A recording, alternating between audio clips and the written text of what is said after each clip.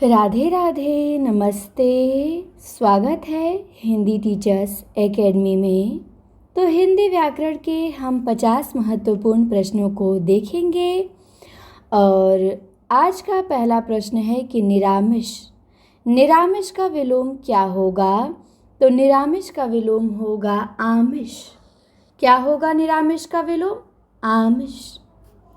फिर है नग, अद्रि, अचल, शैल। ये किसके पर्यायवाची हैं? तो ये पर्वत के पर्यायवाची हैं। नग, अद्रि, अचल, शैल। कम खाने वाला, इसके लिए एक शब्द क्या होगा? तो एक शब्द होगा मिताहारी। कम खाने वाला मिताहारी या अल्पाहारी। फिर है अवली और आविल, इसका अर्थ क्या होता है? तो अवली का अर्थ होता है पंक्ति और आविल का अर्थ होता है गंदा। तो ध्यान देंगे, अवली पंक्ति, आविल गंदा। फिर है उचित। उचित की भाववाचक संज्ञा क्या होगी? तो उचित की भाववाचक संज्ञा होगी औचित्य। उचित की भाववाचक संज्ञा औचित्य। व्युत्पत्ति के आधार पर संज्ञा के कितने भेद होते हैं? तो व्युत्पत्ति के आधार पर संज्ञा के 3 भेद होते हैं। फिर है भील। भील शब्द का स्त्रीलिंग क्या होगा? तो भील शब्द का स्त्रीलिंग होगा भीलनी। क्या होगा? भीलनी। यह काम मैं आप कर लूँगा। पंक्तियों में आप में कौन सा सर्वनाम है? तो निजवाचक सर्वनाम है कि यह काम मैं आप कर लूँगा। क्रिया का आधार सूचित करने वाला कारक कौन सा है? तो क्रिया का आधार सूचित करने वाला कारक अधिकरण कारक है। किसी न किसी तरह इस वाक्य में कौन सा पदबंध है? तो किसी न किसी तरह में क्रिया विशेषण पदबंध है। 100 गुना लंबा, इसमें विशेषण का कौन सा भेद है? तो आवृत्ति वाचक विशेषण है 100 गुना लंबा। फिर है प्रागैतिहासिक में किस उपसर्ग का प्रयोग हुआ है? तो प्राक। प्रागैतिहासिक में प्राक उपसर्ग का प्रयोग हुआ है। अर्थ के आधार पर वाक्यों के भेद बताइए। तो अर्थ के आधार पर वाक्यों के 8 भेद होते हैं। यद्यपि मोहन धनी है तथापि बहुत दुखी है। कैसा वाक्य है? तो मिश्र वाक्य है। यद्यपि मोहन धनी है तथापि बहुत दुखी है। कैसा वाक्य? मिश्र वाक्य। उसके प्राण सूख गए, इस वाक्य में कौन सा वचन है प्राण में? तो प्राण में बहुवचन है। फिर है कच्चे घड़े से पानी भरना, इस मुहावरे का अर्थ क्या होगा? तो इसका अर्थ होगा ठीक ढंग से काम न करना। ओझा। ओझा शब्द का तत्सम क्या होगा? उपाध्याय होगा। अर्पण का विलोम क्या होगा? ग्रहण होगा। गीता ने कहानी लिख के पुरस्कार प्राप्त किया। कैसा वाक्य है? सरल वाक्य है। बहुर्मुखी शब्द में उपसर्ग कौन सा? बहिर। यौवन, निर्झर, जीभ, स्थान, इनमें तद्भव कौन सा शब्द है? जीभ। जीभ क्या है? तद्भव है। जीभ का तत्सम जिह्वा होता है। रचना की दृष्टि से क्रिया के भेद कितने? 2, सकर्मक और अकर्मक। अभ्यंतरिक और आभ्यंतरिक, इन दोनों में से शुद्ध कौन सा है? तो शुद्ध है आभ्यंतरिक। आभ्यंतरिक क्या है? शुद्ध है। फिर है समृद्ध स्वर है, तो ई उ ऊ, ये समृद्ध स्वर है। ई उ ऊ समृद्ध। लाघव चिन्ह या संक्षेप सूचक चिन्ह होता है, तो ये जो एक छोटा सा गोला होता है इसी को लाघव या संक्षेप सूचक चिन्ह कहते हैं। अंधे को दीपक दिखाना, इस मुहावरे का अर्थ क्या होगा?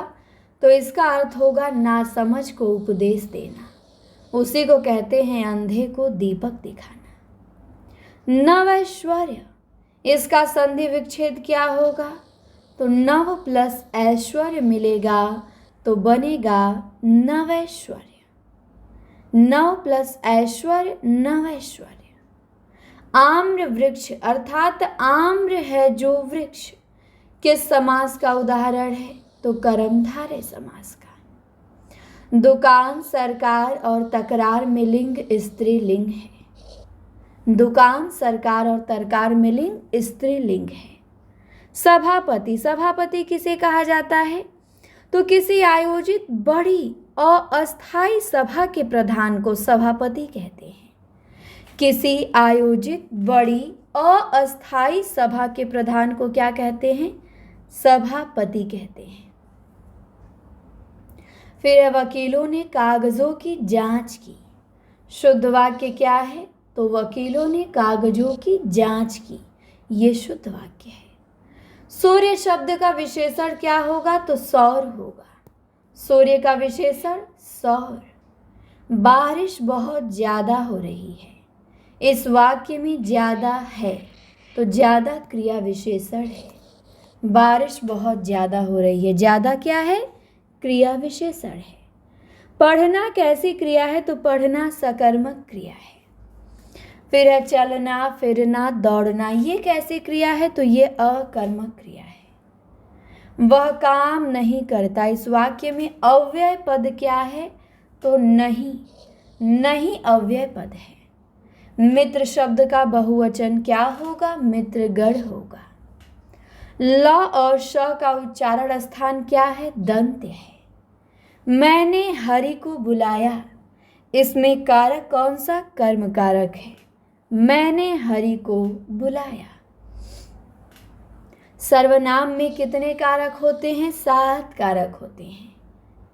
4 गज मलमल संख्यावाचक विशेषण का भेद है, तो निश्चित परिमाण बोधक संख्यावाचक विशेषण है 4 गज मलमल। प्रयोग की दृष्टि से विशेषण के भेद 2 होते हैं। प्रयोग की दृष्टि से विशेषण के 2 भेद, विधेय विशेषण, विशेष्य विशेषण। मैं चला हूँ, इसमें भूतकाल का कौन सा भेद है? तो आसन्न भूत है। मैं चला हूँ। ज्वालामुखी में कौन सी संज्ञा है? तो जातिवाचक संज्ञा है ज्वालामुखी में। मैं नहीं जानता कि वह कहाँ है, इस वाक्य में वह कहाँ है कैसा उपवाक्य है? तो संज्ञा उपवाक्य है। मैं नहीं जानता कि वह कहाँ है, इस वाक्य में वह कहाँ है कैसा उपवाक्य है? संज्ञा उपवाक्य है।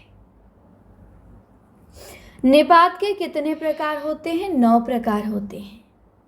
व्युत्पत्ति की दृष्टि से शब्दों का वर्गीकरण 4 है। तत्सम, तद्भव, देशज और विदेशज। मित्र शब्द के अनेकार्थक क्या होंगे? तो दोस्त होगा, सूर्य होगा, प्रिय होगा, सहयोगी होगा। दोस्त, प्रिय, सहयोगी तो आसान है, सूर्य को याद रखिएगा बस। सूर्य थोड़ा सा कठिन हो सकता है मित्र के अनेकार्थी में। फिर है बॉटल, थिएटर और टिकट, ये किस भाषा के शब्द हैं? तो बॉटल, थिएटर और टिकट अंग्रेजी भाषा के शब्द हैं। ऐसे शब्द जो संस्कृत और प्राकृत से विकृत होकर हिंदी में आए हैं क्या कहलाते हैं? तद्भव कहलाते हैं। ऐसे शब्द जो संस्कृत और प्राकृत से विकृत होकर हिंदी में आए हैं क्या कहलाते हैं? तद्भव कहलाते हैं। तो ध्यान रखिएगा। इस प्रकार हमने 8 मिनट में 50 महत्वपूर्ण प्रश्नों को कंप्लीट किया। प्रतिदिन आप लोगों को हमारे चैनल पे 50 व्याकरण के महत्वपूर्ण प्रश्नों की ये क्लास मिला करेगी। तो वीडियो पसंद आए तो लाइक किया करिए और हाइप भी किया करिए। हाइप आप जाएंगे कमेंट के सेक्शन में, साइड में स्क्रॉल करेंगे तो हाइप आता है, तो हाइप भी कर दीजिए और अच्छी लगे तो सभी के यहाँ शेयर करें। हम मिलेंगे आपसे अगली वीडियो में। धन्यवाद।